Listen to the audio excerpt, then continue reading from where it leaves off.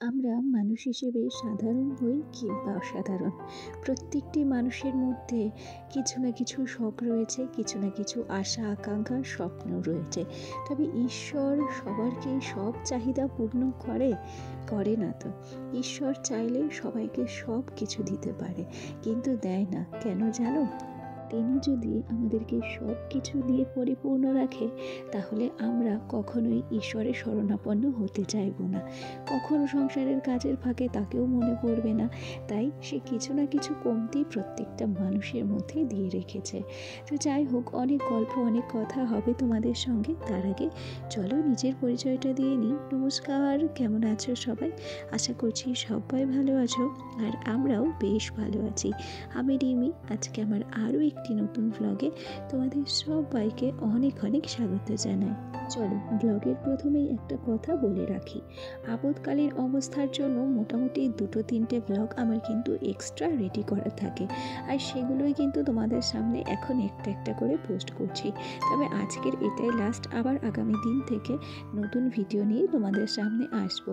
পর্যায়ে উঠোনের অবস্থা দেখে তোমরা বুঝতেই পারছো যে ঘুম থেকে উঠতে কিন্তু লেট হয়ে গেছিলো। তাড়াহুড়ো করে নিচের ঘরটাকে সুন্দর করে ঝাড় দিয়ে নিয়েছি, বাসি ঘরটাকে সাজা করে নিয়েছি আর কি। তারপরেই কিন্তু উঠোনটাকে ঝাড় দিয়েছি। এদিকে যেহেতু আমার শাশুড়িমা বাড়ি ছিল না, তাই তার এই ঘরটাও কিন্তু গোছানো গাছানো, ঝাড় ঝুট দেওয়া, পুজো আচ্ছা সমস্ত কিছুর দায়িত্ব আমারই রয়েছে। তাই তার ঘরটাও আমার কিন্তু ঝটপট ঝাড় দেওয়া হয়েও গেছে। এখন এই যে বাইরের সিঁড়িটাকে সুন্দর করে ঝাড় দিয়ে নিচ্ছি। তবে ইচ্ছে ছিল সিঁড়িগুলোকে মুছে দেওয়ার, তবে যেহেতু আমার সোনা উঠে গেছিলো, তাই কিন্তু সিঁড়িগুলোকে আর ধুতে মুছতে পারিনি। এরপরেই একেবারে হাত মুখ ধুয়ে ফ্রেশ হয়ে নিয়েছি, বাসি নাইটিটাও চেঞ্জ করে নিয়েছি। তারপর সোজা চলে এসেছি রান্নাঘরের দিকে। আর দেখো, প্রত্যেক দিনেরই তো কাজ থাকে যে বাসি গ্যাসটাকে সাহায্য করার। দেখো, সত্যি কথা বলি, আমাদের মাটির উনুন রয়েছে, মাটির রান্নাঘরে রয়েছে, তবে ছোট্ট বাচ্চা নিয়ে মাটির উঠোনে কাঠের আগুন দিয়ে জাল দিয়ে রান্নাবান্না করা আমার ক্ষেত্রে তো সম্ভব নয়। সেই জন্য আমি না যতটুকু যা রান্নাবান্না করি না কেন, সারা দিনের রান্নাবান্নাগুলো এই গ্যাসেই আমি করে থাকি। তাতেই বাবা হিমশিম খেয়ে যায়। আর তারপরে যদি মাটির উনুনে রান্না করতাম, তাহলে আরও লেজে গবরে অবস্থা হতো। কথায় কথায় গ্যাসটাকে আমি সুন্দর করে মুছে নিলাম। মাটির যদি উনুন হতো, তাহলে সেটাকে কিন্তু মাটি দিয়ে লেপে সাজো করতে হতো। গ্যাসের ক্ষেত্রে একটা সুবিধে হচ্ছে, জল দিয়ে মুছে নিলেই হয়ে যায়। এদিকে দেখো, একটু চা বসিয়ে দিয়েছি, দুধ চাই বসিয়েছি। তবে আজকে ভারী সুন্দর করে দুধ চাটা করছি।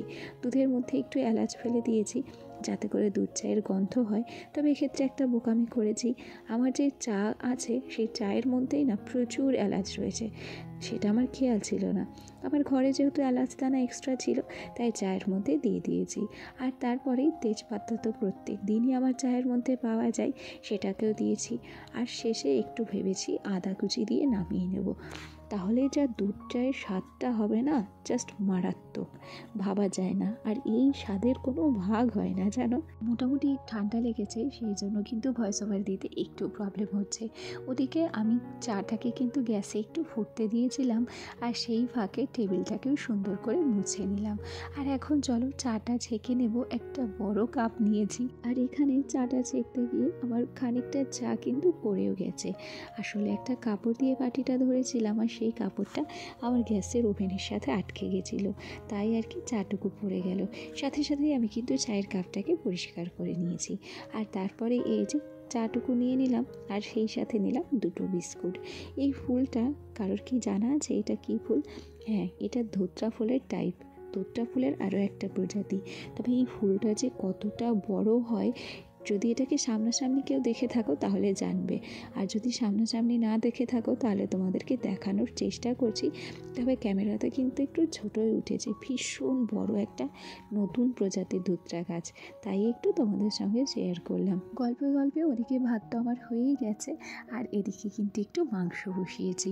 আর এখনও পর্যন্ত একটা দিনের মতো মাংস আমার রয়েই গেল। তবে আগের দিনের মতো আজকে আর রসুন বলো কিংবা জিরে বলো কোনোটাই কিন্তু দিতে ভুল করিনি। আর হ্যাঁ, দেখো মাংসর কালার দেখেই বোঝা যাচ্ছে আজকের মাংসটা না সত্যিই খুব সুন্দর হয়েছিল। জানো, রান্না বান্নাও না কোনো দিন ভালো হয়, আবার কোনো দিন খারাপ হয়ে যায়। আমরা কেউই চাই না যে ইচ্ছাকৃত রান্নাটাকে খারাপ করি, তবে সময় বিশেষ আর মনের অবস্থা বিশেষ রান্নাবান্নাও কিন্তু ভালো মন্দ বুঝেই হয়, তাই না? এই দেখো গল্পে গল্পে মাংসটা আমার হয়েও গেছে। একটা আমাদের জন্য রেডি করেছি, আর এই বাটিটা আমার দেওরের জন্য রেখে দেবো। চলো তোমাদেরকে একটা জিনিস দেখাবো। এ পর্যায়ে নিজের কোনো কিছুই কিন্তু আজকে শেয়ার করতে পারিনি। এখন হচ্ছে ঘড়ির কাঁটায় মোটামুটি 4:30 পৌনে 5টা বাজে। সোনাকে তো পড়াচ্ছে, আর সেই সুযোগে আমার বাড়ির পাশে জায়ের সঙ্গে চলে এসেছিলাম ওই যে আমাদের মাঠের ওপারে যে একটা টিনের ঘর দেখা যায়, একটা টিনের বাড়ি, সেই কাকিমাদের বাড়ি। সত্যি বলছি, এদের ঘরে ঢুকলে না পুরো চোখটা জুড়িয়ে যায় জানো। একটা টিনের ঘর যে এত সুন্দর সাজানো গোছানো পরিপাটি হতে পারে সেটা তোমরা না দেখলে বিশ্বাসই করবে না। আর এই ঘরটার মধ্যে সবচেয়ে নজর কাড়ে হচ্ছে এই ঠাকুরের সিংহাসনটা, জানো কি যে সুন্দর করে সাজিয়েছে, আর প্রত্যেকটা মূর্তি অসাধারণ লাগে।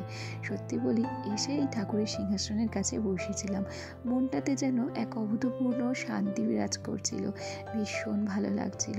আর সেই সাথে এই কাকির শোকেসটা এত সুন্দর, সত্যি এত সুন্দর লাগছিল, যেটা তোমাদেরকে আর না শেয়ার করে পারলাম না। দেখেছো, সাজিয়ে গুছিয়ে রাখতে জানলে টিনের ঘরও কিন্তু রাজপ্রাসাদ মনে হয়, তাই না? যাকে চলো, আগের দিনকে একটা দিদিভাই কমেন্ট করেছিল যে মেলা থেকে কি কি কিনলাম সেগুলোই যেন শেয়ার করি। তো চলো, আজকে ফাইনালি ভাবলাম যে মেলা থেকে কি কি কিনেছি দামি কমা সেগুলো একটু তোমাদের সঙ্গে শেয়ার করি। প্রথমেই দেখালাম যে একটা ব্যাগ কিনেছি। ব্যাগটা চকলেট কালারের ছিল, তবে ব্যাগটা এতটা সুন্দর, প্রথম দেখাতেই ব্যাগটা আমার পছন্দ হয়ে গেছিল। তবে প্রথমে শ্যাওলা কালার পছন্দ করেছিলাম না, রামা গ্রিন কালার পছন্দ করেছিলাম। সেটার চেন খারাপ ছিল বলে সেই ব্যাগটা নিতে পারিনি, পরে ওই চকলেট কালারের ব্যাগটা নিয়েছি। দেখো এই যে ট্রেগুলো দেখছো, এই ট্রে দুটো নিয়েছি আমার বোনের জন্য, আর আরও দুটো ট্রে আগের দিনকে তোমাদেরকে দেখিয়েছিলাম যেটা পাতা পাতা ছাপা, সেই পাতা ছাপা ট্রে, সেটা মায়ের জন্য নিয়েছি, তবে সেটাকে পাঠিয়েও দিয়েছি। এখন যেটা তোমাদের সঙ্গে শেয়ার করছি, হাতে ধরা রয়েছে আমার এই সার্ভিং সেটটাও নিয়েছি। সার্ভিং সেটটা ভারী সুন্দর, খুব ছোট্ট জানো তো, দেখেই ওটাকে পছন্দ হয়ে গেছে। আর নিয়েছি একটা ঝান্না হাতা আর একটা ছোট্ট ডাবর হাতা, আর সেই সাথে একটা ফুটো গামলাও নিয়েছি। ওই ফুটো গামলা বলো কিংবা স্ট্রেনার বলো, ওগুলো কিন্তু অনেক কাজে লাগে। আর এই মুহূর্তে যে ট্রেটা দেখছো, ট্রেটাও নিয়েছি। আর এই পুচকি কাপগুলো নিয়েছি। কাপগুলো যে এত সুন্দর, মানে ছোট বলে এগুলোকে না ভীষণ চোখে ধরেছে। আর সেই সাথে এই একটা কাচের আইসক্রিম বোল নিয়েছি।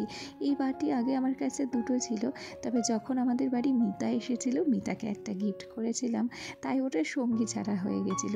আজকে আবার কিন্তু সেই কাচের বাটি সঙ্গীটাকে আমি নিয়েই রাখলাম। যাই হোক, আর তারপর দেখো এই লবণদানিগুলো, এগুলো কি সুন্দর লাগছে দেখতে। এটা কে পছন্দ করেছে জানো? এটা আমার বর পছন্দ করেছে। সত্যি গো, আমার বরের পছন্দগুলো এত সুন্দর হয়, তার তোমাদেরকে বলে বোঝাতে পারবো না। খুব সুন্দর জিনিস পছন্দ করতে পারে। তবে এই ছোট্ট লবণদানিটা কিন্তু আমি নিজে পছন্দ করেছি। এটাও কিন্তু আমার ভীষণ পছন্দ হয়েছিল, এক দেখাতে পছন্দ হয়ে গেছিল, তাই এটাকে কিনেই রাখলাম। তবে এগুলোর মধ্যে এখনো পর্যন্ত কি রাখবো কিংবা কি রাখলে ভালো হয় বুঝে উঠতে পারছি না। যদি তোমরা সাজেশন দাও যে ওগুলোর মধ্যে কি রাখতে পারি, তাহলে আমার কিন্তু বেশ উপকার হয়। চলো, অনেক বক করেছি, তবে আমার আজকের ভিডিওটি তোমাদের কেমন লাগলো আর জিনিসপত্রগুলোই বা কেমন লাগলো কমেন্ট করে জানাতে ভুলো না। আজ আসি গো, কাল আবার দেখা হবে, টাটা।